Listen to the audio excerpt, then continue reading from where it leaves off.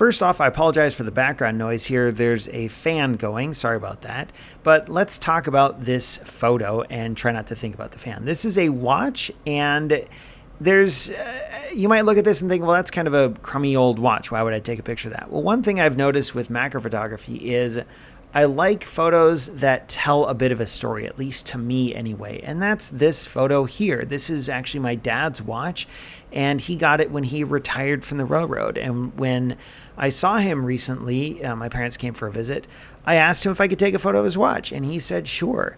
So I got out my macro lens and put my camera directly on the floor and put this watch on the floor and took the photo that you see here. I shot this at f3.5.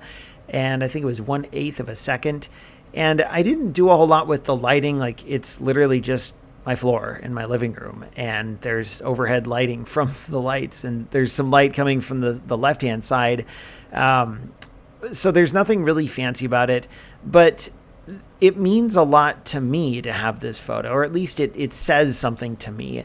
The scratch on the watch face, the BNSF logo, the railroad approved. This is a watch that was given to my dad when he retired, and it speaks a lot about the type of person my dad is. He doesn't like to keep things in mint condition. For years, he didn't even keep his iPhone in a case. He just had it like plain, I don't know, uncased or whatever you call it, because an object should be used, and that was kind of his philosophy it's how he approaches a lot of life. And I wanted to kind of capture this watch in that with that mindset, to show some of the imperfections and not try and gloss over them or fix them in Photoshop. And this watch, you get the sense that there's a history to it, that it's not a pristine Rolex or something that you'd see in a museum, but that it has some sort of, that it's been around a little while and it's been put to good use. Now, there's one other thing about this photo that I did actually work hard at, which is the position of the hands.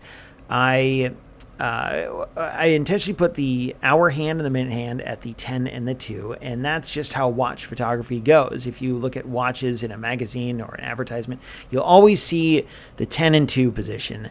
But then you get the question of, what about the second hand? Well, I tried a lot of different positions with the second hand and ended up on this one here where it was near the bottom. I didn't go straight down because I didn't want to cut the logo right in half.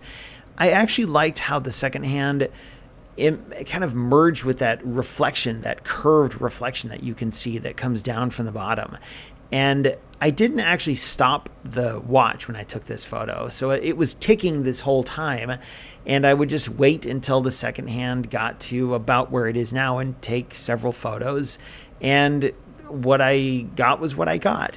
And I guess I could have stopped the watch and manually positioned everything, but I like that little element of serendipity on it. The one last thing I want to comment on is the aperture. This is 3.5, like I mentioned, which is a crazy shallow depth of field. And I did that on purpose. I tried a wider aperture. I think I shot this at f8, maybe even f13, but I just liked taking this photo that was so close, such a shallow depth of field.